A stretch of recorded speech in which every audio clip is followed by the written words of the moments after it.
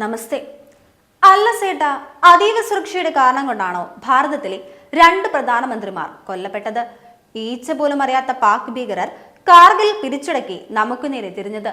അനേകം തവണ ഭീകരർ നുഴഞ്ഞുകയറി ഭാരതത്തിൽ രക്തമൊഴുക്കിയത്? ഭാരതത്തിന്റെ അതിർത്തികൾ ദീർഘവും വിഷമതകൾ നിറഞ്ഞതുമാണ്. പെരിച്ചാടുകളെ പോലുള്ള പാക് പട്ടാളത്തിന്റെ സഹായത്തോടെ കടന്നു വരുന്നവരെ പിടികൂടുക അത്ര എളുപ്പമല്ല. മാത്രമല്ല, ഈ ഭീകരരെ സഹായിക്കുന്ന ഭീകരവാദികൾ ഭാരതം മുഴുവൻ മാന്യരായി വിലസുന്നതും ഭാരതത്തിന്റെ ശാപമാണ്. പാകിസ്ഥാന് വ്യക്തമായ തിരിച്ചടി നൽകാൻ കോൺഗ്രസ് സർക്കാരുകൾ ഒരിക്കലും മുതിർന്നിട്ടില്ല. യുദ്ധത്തിൽ ജയിച്ചിട്ടും പിടിച്ചടക്കിയ ഭൂമി തിരിച്ചു നൽകി സഹായിച്ചതും അവർ തന്നെ. കശ്മീരിനെ കാലങ്ങളോളം ഭീകരതയുടെ ഗർഭപാത്രമാക്കിയതും കോൺഗ്രസ് അല്ലാതെ മറ്റാരാണ്?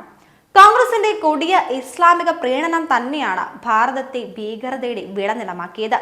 അയൽ രാജ്യങ്ങൾ നമ്മെ മിസ്കീൻ അഥവാ ദരിദ്രരെന്ന് വിളിച്ച് കളിയാക്കിയ കാലവും കോൺഗ്രസിന്റേത് തന്നെ. രാജ്യത്തിന്റെ അഭിമാനം ഉയർത്തിയതും വികസനത്തിന്റെ പാതയിലേക്ക് ഉയർത്തിയതും ആരാണെന്നും ചോദിച്ചാൽ അതിനുള്ള ഉത്തരം ഭീകരവാദികളുടെ ശത്രുതയിലുള്ള ആദ്യ പേർ തന്നെ മോദി. കേരളത്തിലെ സുഡാപ്പികളോട് ചോദിക്കൂ, ആരാണ് നിങ്ങളുടെ ശത്രു? നിമിഷാർത്ഥം കൊണ്ട് മറുപടി വരും, മോദി, RSS. ഈ ഉത്തരത്തിലുണ്ട് സർവവും.